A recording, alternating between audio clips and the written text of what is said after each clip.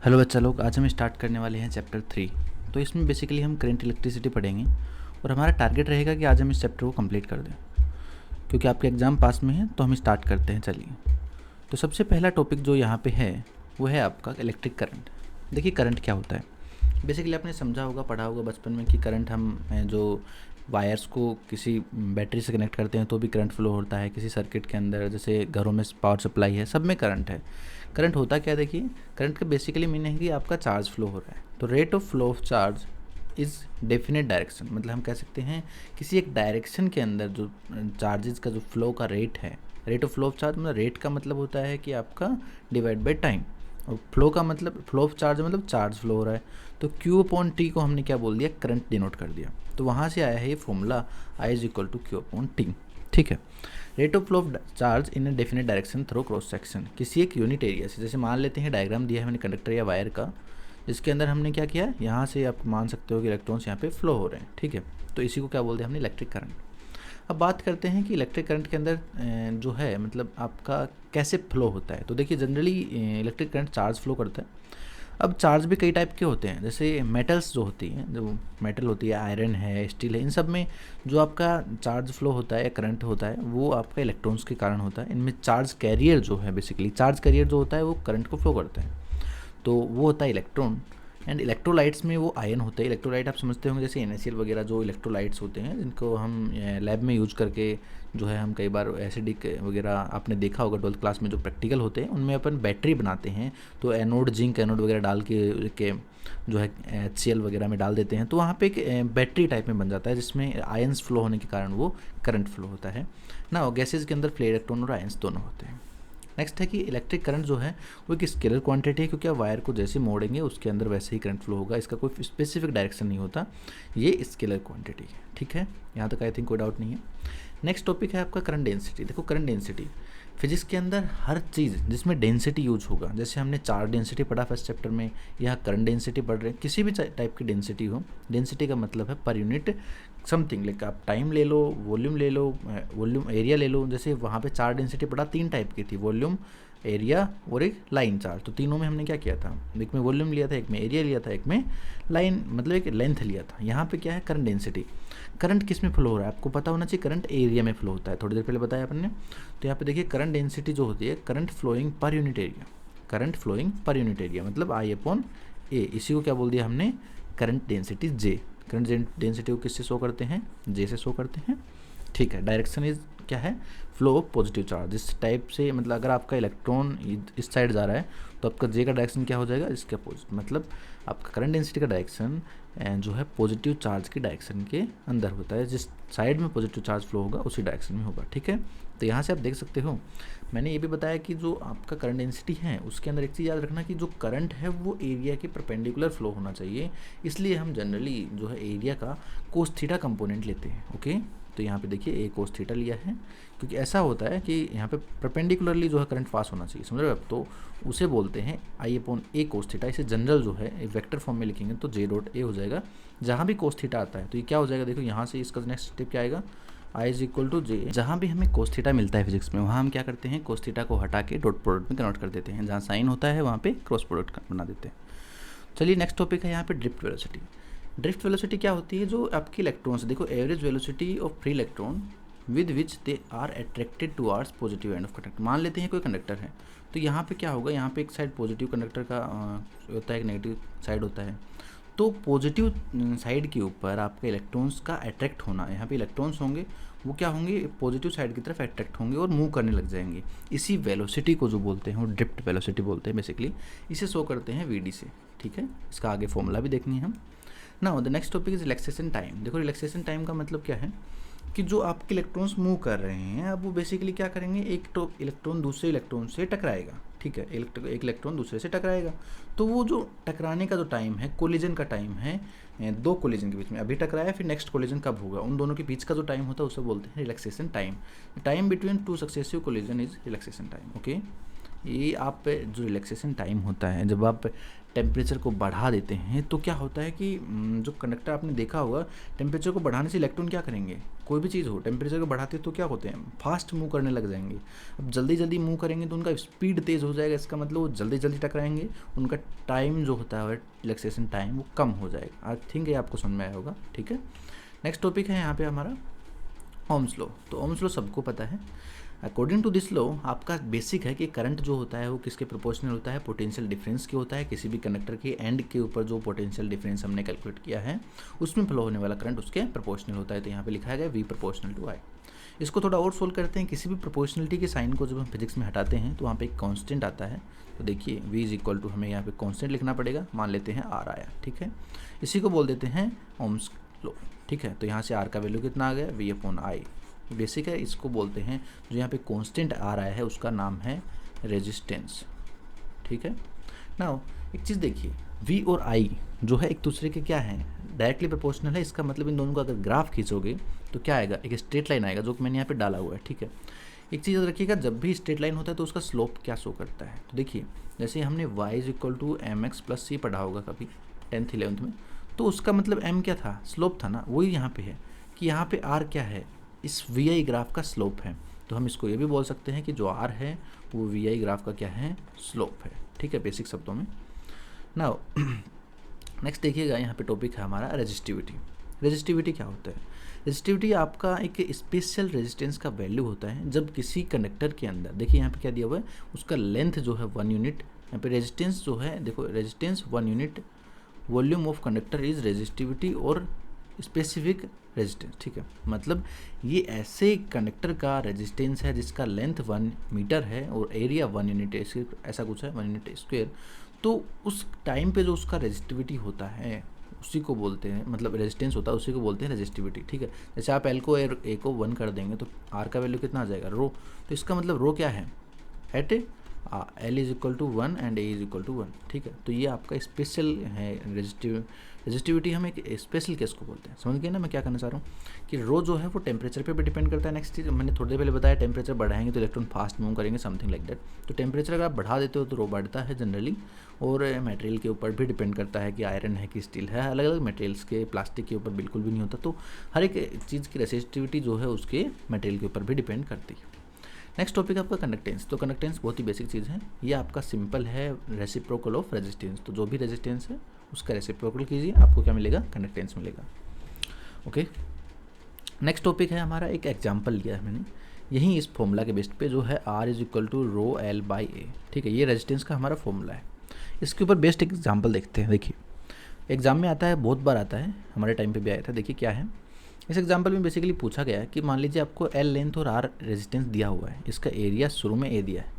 हम एक दूसरा इसका मतलब एक दूसरा वर्जन ले रहे हैं जिसमें हम इसका लेंथ जो है टोटल वो 12 ले रहे हैं, एरिया सेम है। अब रेजिस्टेंस का वैल्यू आपको R' फाइंड करना है। देखिए सीधी सी चीज़ है, ऐसे क्वेश्चन के अंदर जब आपके पास फॉर्मूला होता है तो आप जो भी चीज़ आपने चेंज की है वो हाँ पुट कीजिए। और देखिए जैसे फर्स्ट केस का ये फॉर्मूला है रेजिस्टेंस का, R' कितना हो जाएगा, रो, लेंथ कितना है देखिए 12 है, डिवाइड बाई एरिया सेम है। तो यहाँ पे देखिए कितना आ गया, 2ρL/A। इसका मतलब ये कितना था, ये तो R था तो 2R आ गया। तो ऐसे आपको एग्जाम के अंदर बताना है कि जब आपकी लेंथ डबल है, एरिया सेम है, तो आपका रेजिस्टेंस डबल हो गया, ठीक है। नेक्स्ट हम बात कर रहे हैं, जैसे हम एक दूसरा एग्जांपल लेते हैं, लेंथ अब की बार L ही लेते हैं, लेकिन एरिया हम A/2 कर देते हैं और रेजिस्टेंस का वैल्यू हम पूछ रहे हैं, R" बोल देता हूँ, कितना होगा। इस केस में भी वही सेम फॉलो करेंगे रूल। जब भी आपको ऐसे क्वेश्चन आए ना कंपेरेटिव, तो आपको फॉर्मूला याद रखना है, ठीक है। फॉर्मूला बेसिक ये है, इस फॉर्मूला को याद रखेंगे तो आपका आंसर आ जाएगा। देखिए R" कितना आएगा, ρL/A। तो ये कितना हो जाएगा, रो इंटू L/A। इसका मतलब लेंथ कितना है, लेंथ तो L ही है, A कितना है, A/2। तो इस केस में हमारा 2 ऊपर जाएगा तो कितना हो जाएगा, 2ρL/A, और ये हो जाएगा 2R। तो R" भी कितना आया, मतलब अगर आप एरिया को आधा कर देते हो तो आपका जो रेजिस्टेंस है वो डबल हो जाता है, ठीक है। आई थिंक ये भी आपको समझ में आया होगा, काफ़ी ईजी था। चलिए नेक्स्ट टॉपिक के ऊपर चलते हैं। VI ग्राफ हमने पढ़ लिया, तो VI ग्राफ का थोड़ा एनालिसिस कर लेते हैं। तो याद रखिएगा VI ग्राफ का मैंने बता दिया था कि रेजिस्टेंस शो करता है, जो आपका इसका स्लोप होता है। नेक्स्ट है IV ग्राफ का जो स्लोप है वो आपका क्या शो करेगा, यहाँ पे 1 अपॉन रेजिस्टेंस शो करता है। नेक्स्ट है slope of V I graph is upon slope of I V graph, ठीक है। यहाँ पे आपको समझ में आया होगा। तो स्लोप ज़्यादा है इसका मतलब क्या है, रेजिस्टेंस ज़्यादा है, ठीक है। तो यहाँ पे देखिए वही स्लोप अगर आपको डिफाइन किया है, बेसिक एग्जांपल लिया एक तरीके से ऐसा मान लीजिए। नेक्स्ट है, अगर आपका किसी भी मटेरियल का रेजिस्टेंस अगर पॉजिटिव है तो हम बात करते हैं, जैसे पॉजिटिव रेजिस्टेंस है तो उसको इंक्रीजिंग स्लोप बोला जाएगा, ठीक है। रेजिस्टेंस पॉजिटिव मतलब इंक्रीजिंग है स्लोप उसका, नेगेटिव रेजिस्टेंस मतलब उसका स्लोप डिक्रीजिंग है। तो यहाँ पे देखिए ग्राफ दिया हुआ आई वी का, जैसे मान लेते हैं यहाँ से ये ऐसे है, तो फर्स्ट इसका स्लोप देखिए यहाँ पे जो फर्स्ट फेज़ है इसमें इंक्रीज हो रहा है और डी से ई में क्या हो रहा है, डिक्रीज हो रहा है। तो जब भी आपका स्लोप डिक्रीज हो रहा है तो आप बोल सकते हैं इसका रेजिस्टेंस क्या है, नेगेटिव है, और इंक्रीज हो रहा है इसका मतलब स्लोप पॉजिटिव है। चलिए नेक्स्ट टॉपिक चलते हैं। नेक्स्ट हमारा resistance between free electron density और रिलैक्सेशन टाइम। देखिए इलेक्ट्रॉन डेंसिटी क्या है, मतलब इलेक्ट्रॉन डेंसिटी आपको n होता है कि number of electrons per unit volume. Density मैंने बता दिया आपको कितना पर यूनिट वॉल्यूम। अब हम बात करें रिलैक्सेशन टाइम टाउ की, इसके रिलेशन की, तो आप डायरेक्ट याद रख सकते हैं। देखिए हमें पता है कि I जो होता है वो NEAVD होता है, ठीक है। ये याद रखना आपको। करंट जो है ये VD ड्रिफ्ट वेलोसिटी यहाँ पे NEAVD। तो यहाँ से हमने जब इसका VD का वैल्यू पुट किया, देखिए ये क्या है, ई टाउ अपॉन एम। तो यहाँ पे पुट करने पे बाद में आप यहाँ पे देख सकते हैं डायरेक्टली, ये फिर डायरेक्ट भी याद रख सकते हैं कि NEA² tau upon ML into V. तो ये आपका करंट का फॉर्मूला है, ठीक है। इसे आप बोर्ड एग्जाम्स के लिए डायरेक्ट याद रख सकते हैं। यहाँ से बेसिकली प्रूफ हुआ है, ओम्स लॉ का इनडायरेक्टली प्रूफ किया है कि ओम्स लॉ को हम प्रूफ कैसे करेंगे। तो वही तो है कि ये कॉन्स्टेंट है, ये रेजिस्टेंस की तरह काम करेगा, 1 अपॉन रेजिस्टेंस की तरह, और वी किसके प्रोपोर्शनल आ गया, I के। तो वही चीज़ है बेसिकली, कोई नई चीज़ नहीं है। नेक्स्ट है आपका इफेक्ट ऑफ टेम्परेचर। तो मैंने बता दिया जब भी आप टेम्परेचर बढ़ाएंगे तो रेजिस्टेंस घटता है, ठीक है। टेम्परेचर को बढ़ाने से क्या होता है, रेजिस्टेंस घटता है। उसका रियल रीज़न क्या है कि टेम्परेचर को बढ़ाएंगे तो काइनेटिक एनर्जी बढ़ेगा, कोलिजन बढ़ेगा, रिलैक्सेशन टाइम घटेगा और रेजिस्टिविटी बढ़ेगी। इसका मतलब रेजिस्टेंस क्या हो रहा है, बढ़ाएगा, ठीक है। नेक्स्ट है हमारा effect of temperature on alloys. देखिए डिफरेंट होते हैं। जैसे एक अलॉय का मतलब क्या हुआ कि आपने 2 टाइप के मेटल उसमें मिक्स कर दिए, ठीक है। मेटल के साथ मेटल मिक्स करते हो, मेटल के साथ नॉन मेटल भी मिक्स कर सकते हो, ये सब चीज़ें होती है। जैसे यहाँ पे कॉन्स्टेंटन होता है, मैग्नीनियम होता है, नाइक्रोम होता है, जो आपके बल्ब के अंदर होता है, नाइक्रोम का वायर होता है। तो ये सब चीज़ों के ऊपर थोड़ा सा डिफरेंट टाइप से इंक्रीज होता है। जनरली होता यही है कि आप जब टेम्परेचर को बढ़ाते हो तो रेजिस्टिविटी बढ़ती है, लेकिन जब आपने कुछ उसमें मिलाया दिया अलॉय वगैरह तो शायद उसमें थोड़ा बहुत चेंज हो सकता है। तो यहाँ पे एक 0 से स्टार्ट नहीं किया आपने ग्राफ को, थोड़ा सा अलग से, क्योंकि उनका अलग से रेजिस्टिविटी पहले से प्रेजेंट है, ठीक है। तो इफेक्ट ऑफ टेम्परेचर और resistivity alloys is very low, ठीक है। उन पर बहुत ही कम इफेक्ट होता है, इसलिए हम बल्ब के अंदर नाइक्रोम का वायर यूज़ करते हैं। This is the reason that we use alloy wire in current electricity experiment like potentiometer और मीटर ब्रिज। नेक्स्ट है आपका effect of temperature on resistivity of semiconductor, कि सेमीकंडक्टर पे कैसे इफेक्ट करता है टेम्परेचर। देखिए सीधी सी चीज़ है, मतलब हमने देखा कंडक्टर पे डायरेक्टली प्रोपोर्शन होता है, और यहाँ पे एलॉय के लिए भी देख लिया। अब सेमीकंडक्टर में बात करते हैं तो देखिए जैसे मान लेते हैं 0 kelvin temperature, very low temperature, तो उसके ऊपर जो आपका सेमीकंडक्टर है वो इंसुलेटर की तरह काम करता है। जनरल पे तो कंडक्ट करता है सेमीकंडक्टर, बट कम करता है। लेकिन अगर आप 0 केल्विन पे ले गए तो वो इंसुलेटर की तरह बिहेव करेगा, और रूम टेम्परेचर पे वो नॉर्मल कंडक्टर की तरह बिहेव करता है, ठीक है। और ये आपका ग्राफ दिया हुआ है रो और टी के बीच का, यहाँ पे एक्सपोनेंशियली डीके हो रहा है आपका रेजिस्टेंस का वैल्यू, ठीक है। नेक्स्ट टॉपिक है आपका इलेक्ट्रोलाइट के ऊपर कैसे बिहेव करता है। जल्दी देख लीजिए, ये सिंपल डेफिनेशन है बुक के अकॉर्डिंग मैं बता रहा हूँ आपको कि टेम्परेचर बढ़ेगा तो इंटरमोलिकुलर डिस्टेंस जो है, टेम्परेचर बढ़ेगा तो क्या होगा, मोलिकुलर का डिस्टेंस थोड़ा इंक्रीज हो जाएगा, जिससे कोलिजन कम होगा और रेजिस्टेंस क्या होगा, डिक्रीज हो जाएगा। तो यहाँ पे रेजिस्टेंस देखिए डिक्रीज हो रहा है टेम्परेचर के साथ में। इलेक्ट्रोलाइट के अंदर डिफरेंट प्रोसेस होती है, ठीक है। आपका थर्मल कोफिशिएंट ऑफ रेजिस्टेंस, जिसको हम अल्फा से डिनोट करते हैं। देखिए अल्फा क्या होता है कि आपका पर यूनिट टेम्परेचर के चेंज के ऊपर आपका रेजिस्टेंस के अंदर कितना रेस्पेक्टिवली जो है चेंज आया, ठीक है। Delta R upon R naught into delta T, ठीक है। ये इसका फॉर्मूला है कि पर यूनिट टेम्परेचर पे आपका रेजिस्टेंस के अंदर कितना चेंज आया, परसेंटेज चेंज भी हो सकता है एक तरीके से, delta R upon R naught into delta T. तो ये आपका अल्फा का फॉर्मूला है, इसे बोलते हैं थर्मल कोफिशिएंट ऑफ रेजिस्टेंस। अब इसको यहाँ राइट साइड में मल्टीप्लाई किया है, और R naught is equal to R naught into 1 plus alpha delta T is equal to R. देखिए ये स्टेप समझ में आया होगा, आई थिंक आपको इजी है। इसको मल्टीप्लाई किया है और मैंने कॉमन लिया है, ठीक है। तो ये आर का वैल्यू आ गया कि जब आप टेम्परेचर चेंज करते हो तो रेजिस्टेंस का वैल्यू कितना चेंज होगा। तो यहाँ पे देखिए ये फॉर्मूला आ गया, इस फॉर्मूले से फाइंड कर सकते हैं आप। नेक्स्ट है इसको जो है आर नोट जो है इसे बोलते हैं इनिशियल रेजिस्टेंस, कि जब हमारा 0 डिग्री सेल्सियस पर रेजिस्टेंस कितना था और हमने चेंज किया टेम्परेचर, तब हमारा कितना हो गया आर, ठीक है। बेसिक अंडरस्टैंडिंग के लिए बता दिया। सेम टाइप से आप आर की जगह रो को पुट कर सकते हैं, और आपका formula rho is equal to rho naught 1 plus alpha delta T बन जाएगा, ठीक है। नेक्स्ट है आपका अल्फ़ा जो है, हमने देखा delta R upon R naught delta T था, तो यहाँ पे देखिए डेल्टा आर क्या था, डेल्टा आर बेसिकली रेजिस्टेंस का चेंज है कि मान लेते हैं R2 माइनस R1, ठीक है। तो यही है कि आपने बाद का रेजिस्टेंस कितना है, पहले कितना था, upon R naught into delta T. Conductor के लिए अल्फ़ा पॉजिटिव होता है थर्मल जो कोफिशिएंट और रेजिस्टेंस का, इसका मतलब आप अल्फ़ा पॉजिटिव मतलब क्या हुआ कि आपने टेम्परेचर बढ़ाया तो रेजिस्टेंस बढ़ा, ठीक है। कंडक्टर का रेजिस्टेंस क्या होता है, टेम्परेचर बढ़ता है। सेम टाइप से अलॉय होती है तो उसमें पॉजिटिव होता है पर बहुत ही कम होता है, कम इफेक्ट पड़ता है। सेमीकंडक्टर में नेगेटिव होता है। सेमीकंडक्टर टेम्परेचर जैसे आपने देखा था, सेमीकंडक्टर में क्या होता है, 0 डिग्री सेल्सियस पे नो कंडक्टेंस, थोड़ा टेम्परेचर बढ़ा रहे हैं तो कंडक्टिविटी बढ़ रही है, इसका मतलब रेजिस्टेंस देखिए यहाँ पे अल्फा कितना है, नेगेटिव है। इलेक्ट्रोलाइट पे भी नेगेटिव है, तो ऐसे आप समझ सकते हो, इनको एक तरीके से याद रख सकते हो। एग्जाम में डायरेक्टली पूछा जाता है कि कंडक्टर के लिए अल्फा बताइए, सेमीकंडक्टर के लिए अल्फा बताइए कि पॉजिटिव होगा नेगेटिव होगा, ये सब चीज़ें।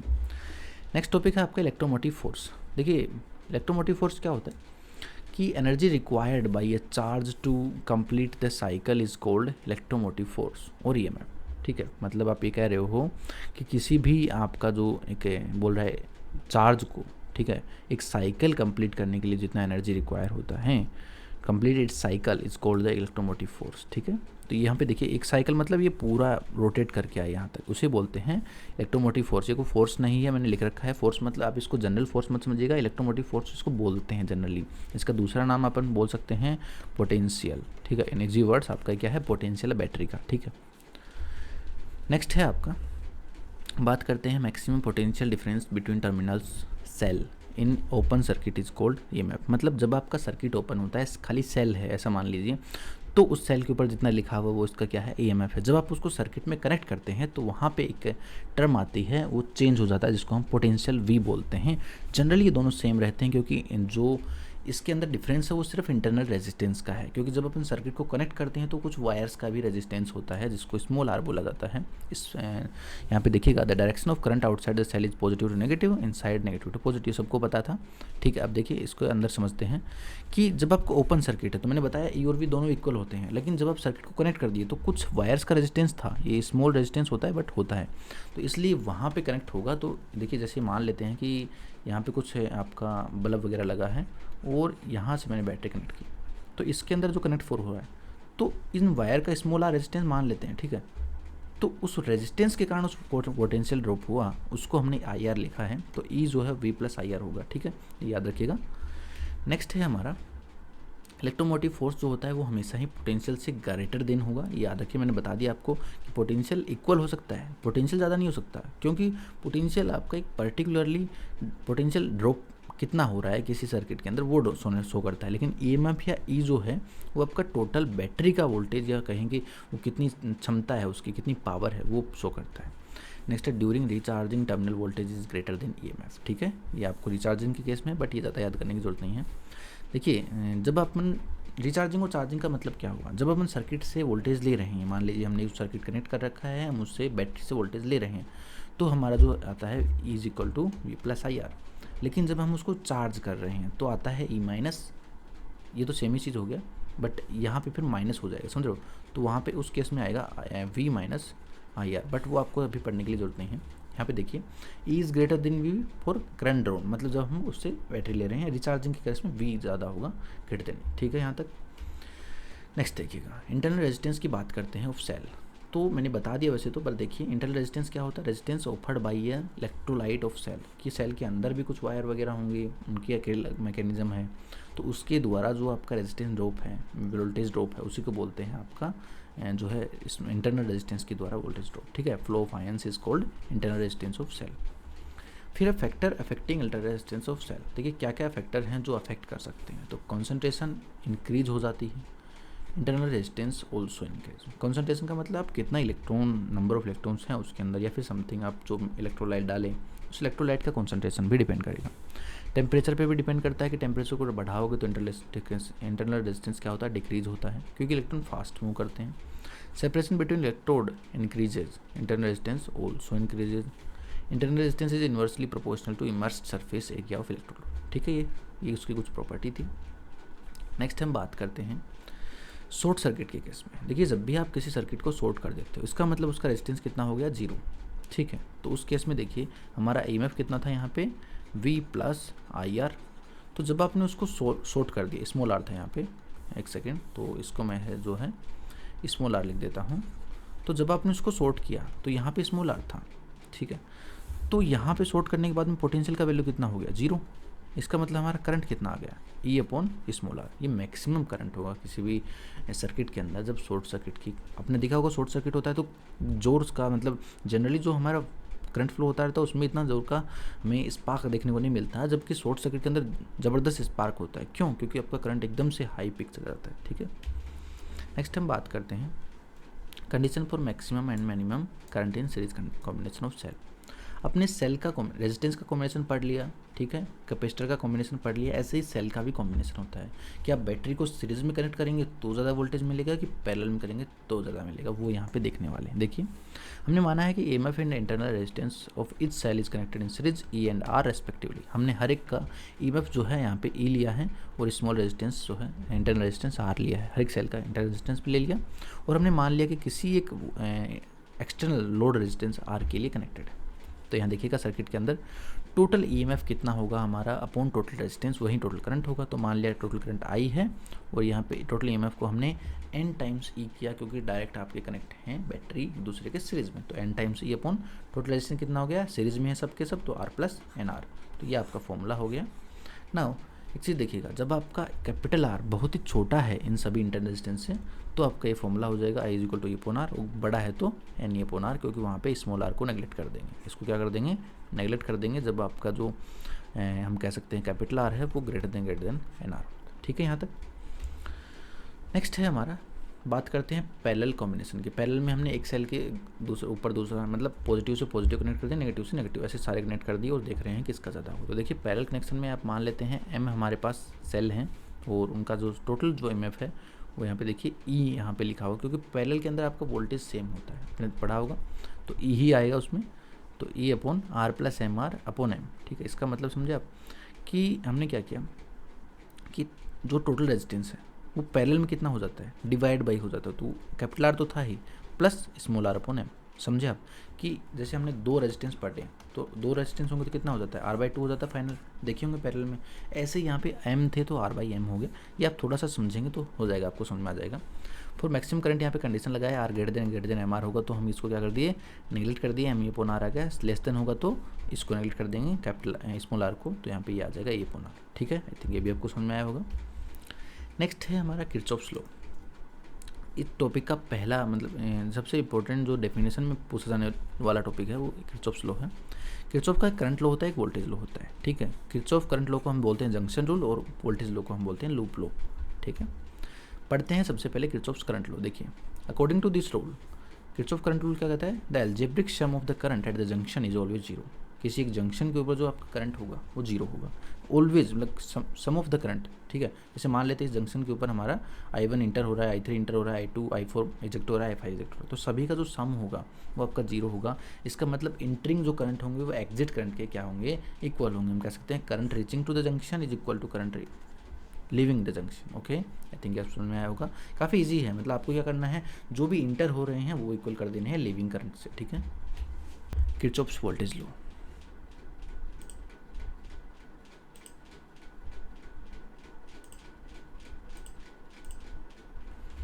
नाउ आपका नेक्स्ट टॉपिक है किरचॉफ्स वोल्टेज लॉ। देखिए क्या होता है, according to Kirchhoff's voltage law sum of all changes in potential difference around a close loop is zero. Same वैसा ही है जैसे अपने करंट जंक्शन में पढ़ा कि जंक्शन के ऊपर सभी करंट क्या होंगे, जीरो होंगे। टोटल मिलाओगे, इंटरिंग को पॉजिटिव एग्जिट को नेगेटिव लिख दो। ठीक है, सेम यहाँ पे वोल्टेज के लिए है कि जो भी आपका सर्किट होगा, कोई भी लूप ले रहे हो, क्लोज लूप के अंदर आपका जो पोटेंशियल डिफरेंस होगा सम का, वो आपका कितना आएगा, जीरो आएगा, ये याद रखना। ठीक है, it follows conservation of energy. ठीक है, जैसे यहाँ पे IR1 ड्रॉप हो रहा है, यहाँ IR2, तो देखिए यहाँ पे P है, तो ये जो समेशन ऑफ दिस है, जैसे हम बोल दें V माइनस, यहाँ पे देखिए बैटरी का बहुत ध्यान रखना होता है। V को अगर आप यहाँ से प्लस से चल रहे हो, इसका कन्वेंशन है, तो यहाँ पे आएगा IR1 IR2 is equal to zero. तो ये आप इस तरीके से लिखेंगे। नेक्स्ट है, जैसे हमने एग्जांपल लिया है यहाँ पे, तो ये देखिए एक करंट है नेगेटिव, तो आपने क्या किया कि आप रेजिस्टेंस के ऊपर करंट को ले जा रहे हो, तो A to B यहाँ पे देखिए अगर हम ए टू बी लिखेंगे तो ये नेगेटिव आएगा, क्योंकि हमने ए टू बी सर्किट को पढ़ा है ना, तो नेगेटिव लिखना पड़ेगा। जस्ट हम अगर बात करें हमारा करंट जो है इलेक्ट्रॉन्स, ये इलेक्ट्रॉन्स हो गए एक तरीके से, मान लीजिए हमारा करंट इस डायरेक्शन में फ्लो हो रहा है, ठीक है, तो हम क्या करेंगे उसको पॉजिटिव लिखेंगे, क्योंकि वो डिपेंड करेगा आपका करंट कैसे फ्लो हो रहा है, ठीक है, करंट की डायरेक्शन में होता है।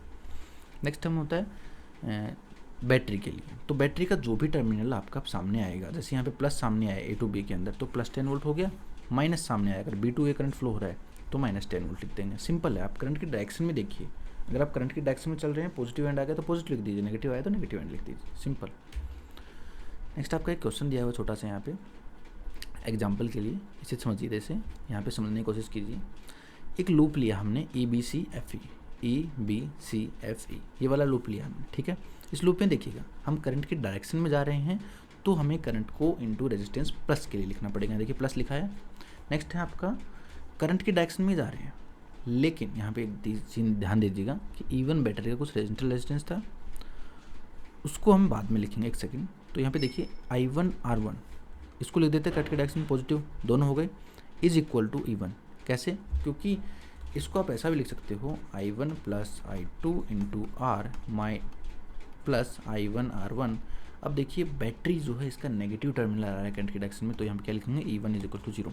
तो एक तरीके से मैंने उसको डायरेक्ट फॉर्म में लिख दिया कि E1 को उस राइट हैंड साइड में ले गया सेम टाइप से, और सेकंड स्टेप को आप सेकंड सर्किट में आप खुद सोल्व कीजिएगा और मेरे को कमेंट बताइएगा आपको ये मिल रहा है कि नहीं मिल रहा है, ठीक है। नेक्स्ट टॉपिक पे चलते हैं, इलेक्ट्रिकल पावर। पावर देखिए क्या होता है, सबको पता है कि वर्क डन अपॉन टाइम, ठीक है, कि वर्क कितना हो रहा है, पावर। वर्क अपॉन टाइम क्या होता है, पावर होता है। वर्क कितना होगा मैंने बता दिया था फर्स्ट चैप्टर में, Q इंटू वी होता है, तो वहाँ से Q into V upon T. अब देखिए P जो है यहाँ पे Q अपॉन टी को हमने करंट लिख दिया तो V इंटू आई हो गया। अब V का फॉर्मूला हमें पता है आई आर होता है, आई स्क्वेयर आर हमारा क्या हो गया, पावर हो गया। बेसिकली आई की जगह है आप V अपॉन आर लिखेंगे, तो यहाँ पे देखिए V square upon R into R, तो एक आर कैंसिल हो जाएगा, V स्क्वेयर अपॉन आर बच जाएगा जो यहाँ पे लिखा हुआ है, ठीक है। नेक्स्ट है आपका इलेक्ट्रिकल एनर्जी।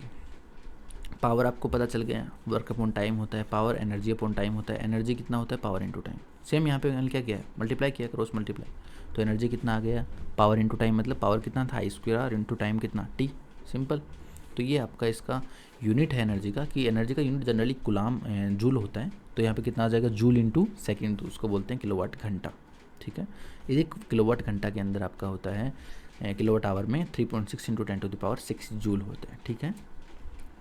नाउ आपका सेकंड जो टॉपिक है नेक्स्ट है यहाँ पे, वो है पावर रेटिंग। किसी भी बल्ब के ऊपर देखेंगे आप 220 वोल्ट समथिंग यहाँ पे लिखा होता है, तो वो क्या है, उसका पावर रेटिंग है।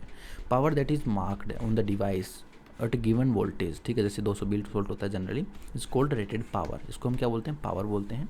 ए डिवाइस में deliver different power at different voltage but its resistance will always remain same, okay. मतलब ये बोल रहा है कि पावर जो होता है ना डिवाइस का, वो डिफरेंट हो सकता है, डिफरेंट पावर हो सकती है, बट उसका जो रेजिस्टेंस होता है वो हमेशा ही इक्वल होगा, ठीक है। तो यहाँ पे फॉर्मूला दिया हुआ है V स्क्वायर अपॉन आर, तो देखिए V गिवन अपॉन P, तो उससे हम इसका निकाल सकते हैं रेजिस्टेंस कितना हो